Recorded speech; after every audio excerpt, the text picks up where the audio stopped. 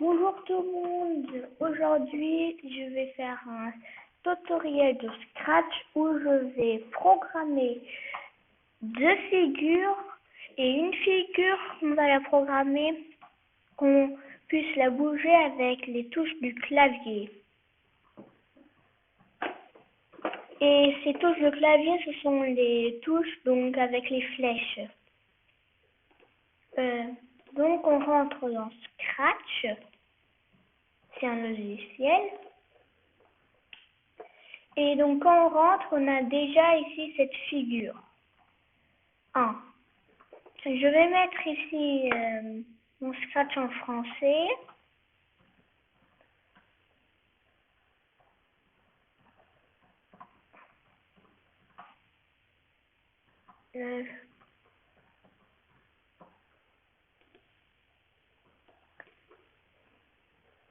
Voilà. Donc ici, quand on rentre dans Scratch, on voit déjà plusieurs blocs. Et tout ça, ensemble, ça va donner un script. Et ce script, ça va être la programmation pour bouger ici ce chat avec les touches du clavier. Donc, on appuie ici sur les contrôles, sur événements. Et quand espace est pressé, ça veut dire quand la touche espace est pressée, il répète un programme indéfiniment qui va être ici entre ou qui va être ici dans cet espace. Donc, on dit si quelque chose se passe, alors il fait ce programme. Si on si on appuie sur une touche, il fait un programme.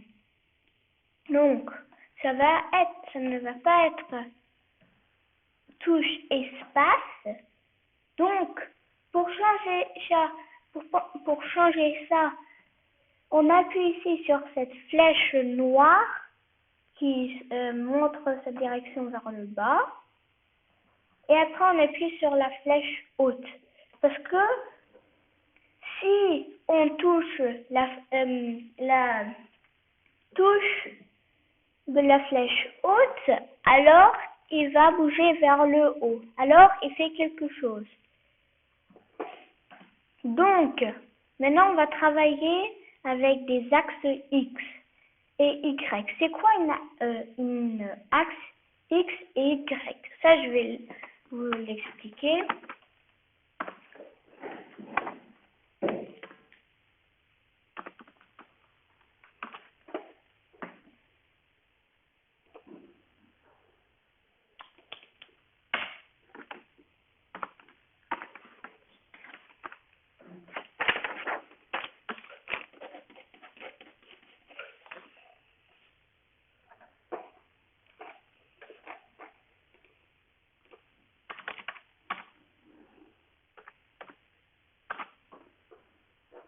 Voilà. Donc ici, ça c'est une photo, une image, très bien. Celle-là est encore mieux. Donc, les mouvements de l'axe X, ce sont les mouvements d'à droite et à gauche. Et l'axe Y, c'est les mouvements qui montrent vers le haut et vers le bas.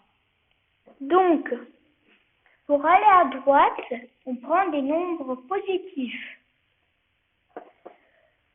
Ça veut dire, par exemple, ici, comme exemple, on va à droite et ici, il y a écrit 1, 2, 3, 4. Des mouvements, voilà, vers la droite. Des mouvements vers la gauche, ce sont des nombres négatifs. C'est quoi un nombre négatif? Ce sont les nombres qui sont en dessous de 0.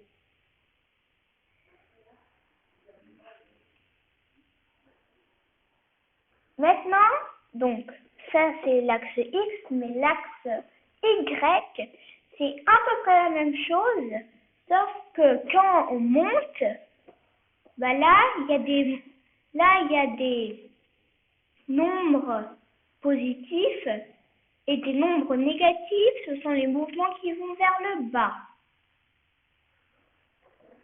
Donc, voilà. Donc, la flèche haute, si on appuie sur le clavier et la flèche haute, ben on veut bien sûr que ça monte. Et pour monter, c'est ajouter,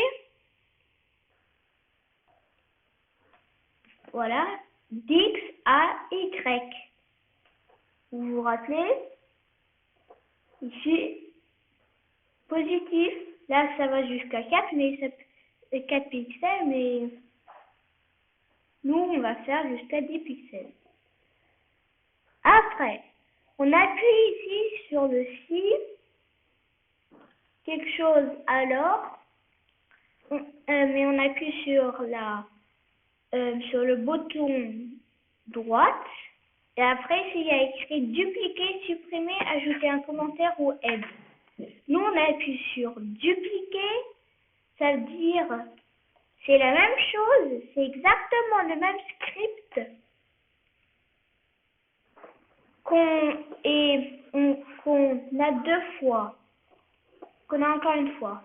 Donc, nous, on veut maintenant flèche basse, et quand quelque chose va vers le bas, c'est des nombres négatifs, donc moins 10 pixels, moins 10. Après, on duplique ça encore une fois. Maintenant, on a ces 4. Et nous, on ne va pas prendre flèche haute ou basse. Donc, ça veut dire on va plus prendre l'axe Y. On va prendre flèche droite. Et là, c'était ajouter 10 à X. Donc, des nombres positifs. Comme ici, ça se monte, ça va aussi jusqu'à 4. Et c'est un nombre positif. La gauche, c'est négatif.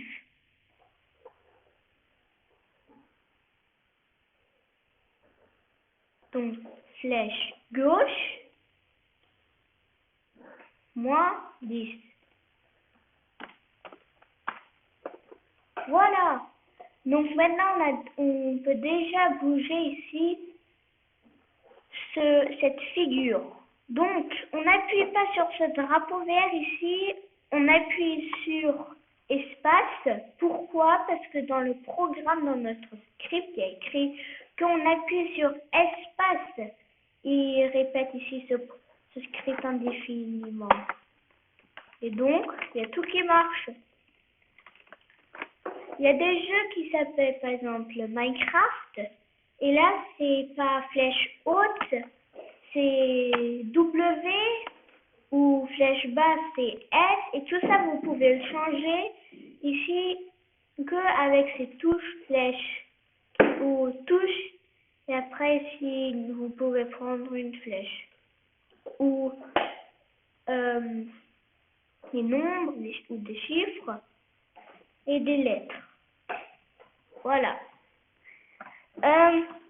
Donc, dans mon jeu, je n'ai pas encore dit que il y a une balle et quand on touche cette balle, on a perdu et donc il y a Game Over qui se montre. Et donc, pour trouver cette balle, où est-ce qu'on trouve cette balle?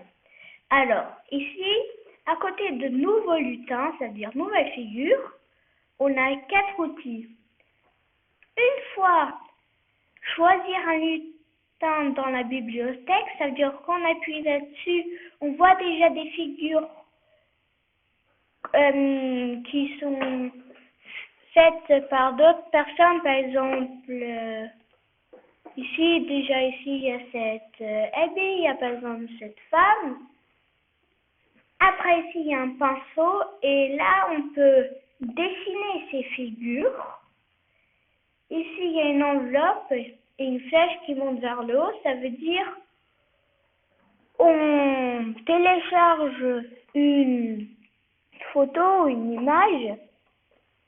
Et après, on peut la montrer ou on peut la sortir ici. Et utiliser ça comme figure. Ici, cette caméra, c'est pour faire une photo. Donc, on appuie ici là, sur ce lutin, sur cette figure. Et ici, déjà, il y a la balle. On appuie sur OK. On a cette balle. Voilà. Cette balle, on ne va pas faire que quand espace est pressé parce que après il y a des bas qui vont se passer et ça ne va pas marcher ce programme. Donc pour éviter ça, on prend ici dans événements, envoyer à tous message 1, c'est-à-dire il envoie un message à ces deux figures. Et là on va faire en dessous de quand espace est pressé, parce que quand le programme commence, il envoie un message à ces deux figures. Et après ici on peut faire quand je reçois message 1, ça veut dire le message que le chat a envoyé, c'est un programme. Alors, on va sur mouvement et s'orienter à 90. On va changer 90 en 45 degrés. 45 degrés, je peux vous le dessiner.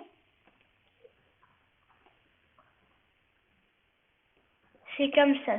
Qu'est-ce que ça veut dire alors, ça? Ça veut dire que quand il commence à bouger ou il fait un mouvement,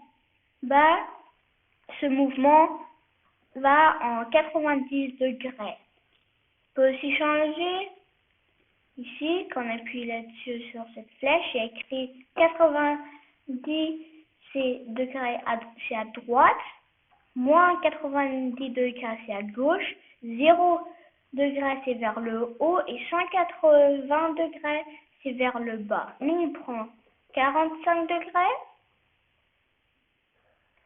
Après on va dans contrôle. Répète indéfiniment. Donc vous vous rappelez, c'est comme une enveloppe et ce qu'on va mettre dedans, ça va se répéter toujours indéfiniment. Ça veut dire infiniment. Donc avancer de 10, ça veut dire que il va avancer de 10 pixels et la direction, ça va être de 90 degrés. Et on ne veut pas que ça sorte ici du jeu où on ne peut plus voir cette balle. Donc, ce qu'on fait, c'est rebondir si le bord est atteint. Ça veut dire, quand la balle, si la balle touche le bord ici, elle rebondit. Et après, on peut tester ça. Rappelez-vous, on appuie sur espace et ça marche. Ça, c'était la première vidéo, ou pas la première vidéo, mais la première vidéo du tutoriel. Dans la deuxième, on va ajouter Game Over. Ça veut dire quand ici ce chat touche la balle et que voilà, il y a Game Over qui se montre. J'espère que cette vidéo vous a bien aidé et que vous avez bien compris les scripts et la programmation. Si oui, vous pouvez abonner. Et sinon, c'était tout. Merci à regarder et